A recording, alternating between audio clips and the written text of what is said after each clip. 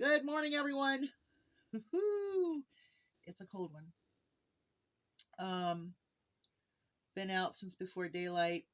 I always make sure that I go to Solomon very first thing in the morning.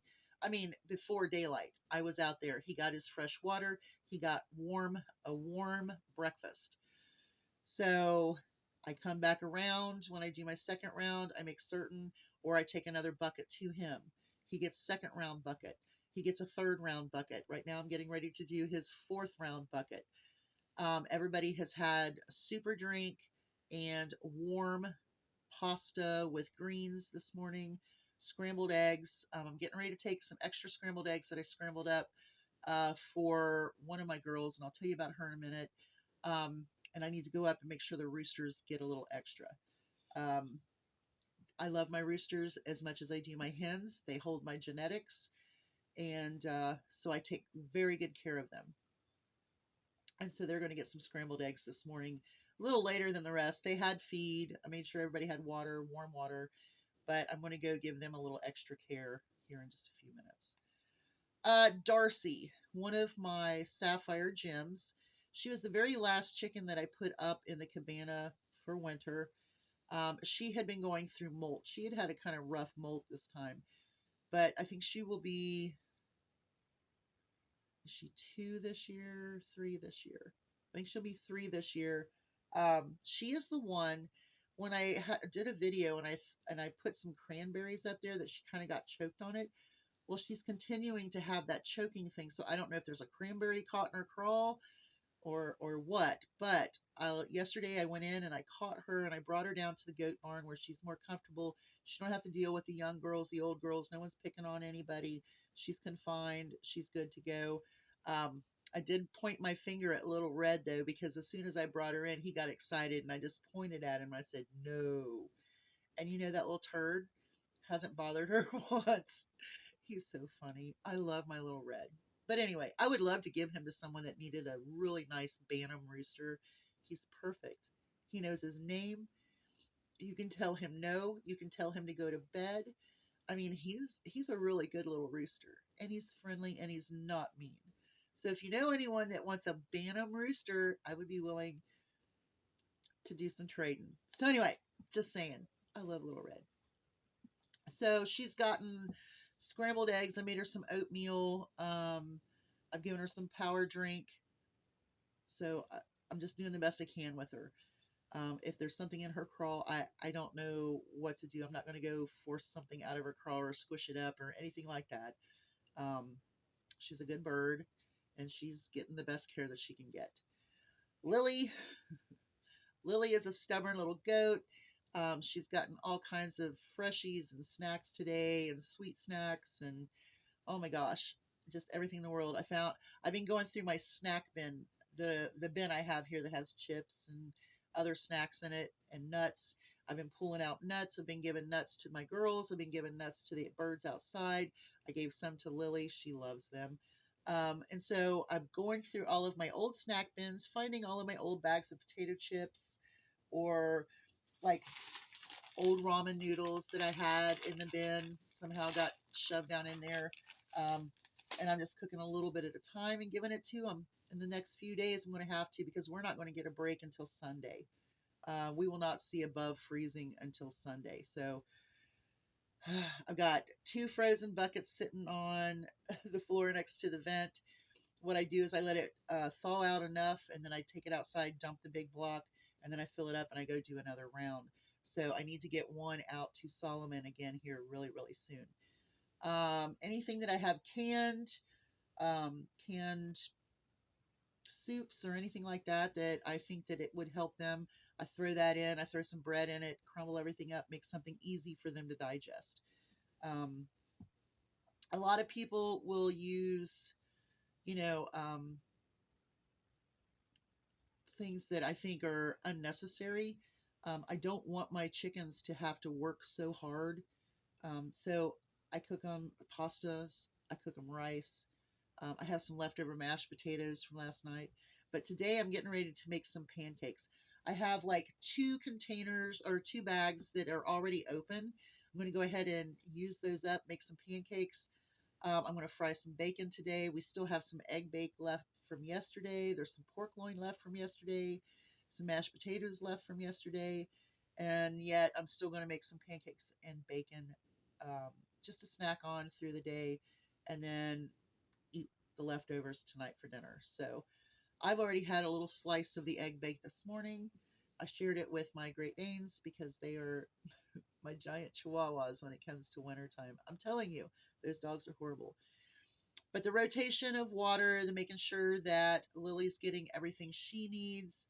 I just gave her hay and straw, and she looks at me like, "What? I'm a goat." Just saying. So everybody is doing great. I'm the one who has the frozen extremities, and we're just dressing the best we can. So happy Martin Luther King Jr. Day. You know, this is a day to reflect his work with civil rights and all of the rights that he stood for humanity. And people say, well, he was just after, you know, fame. He wasn't after fame. I think that we should take the time to consider the civil rights that we gained, that you gained, that our country gained. I'm not going to say it one way or another. We gained by having civil rights.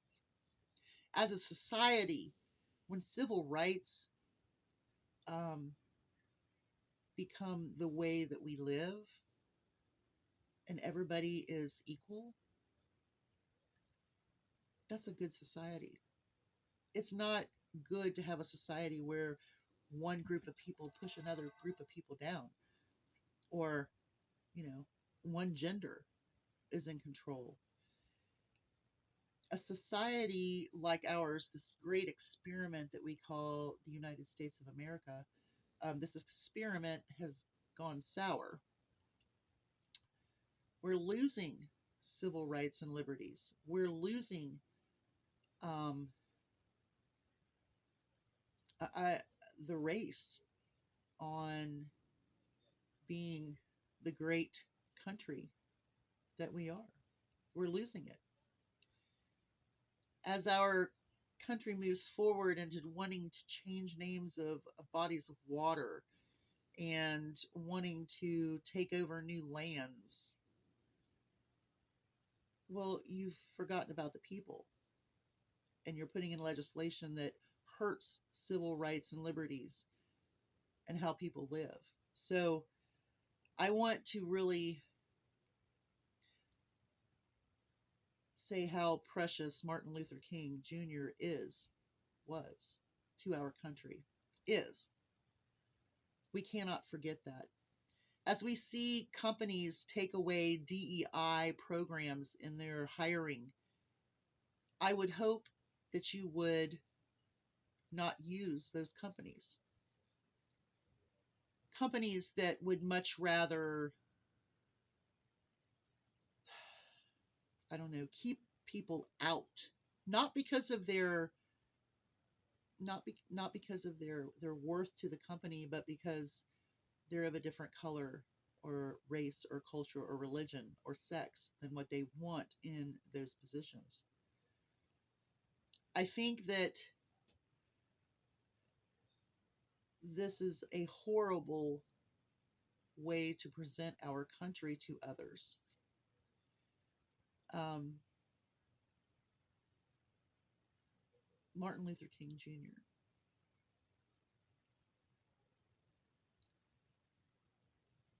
He fought for us, the United States of America, to be unified, to be the best country that it could be with everybody that lived there, that lives here.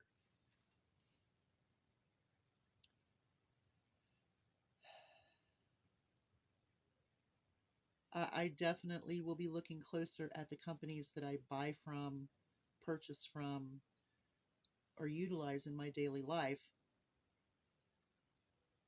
because I don't want them to win.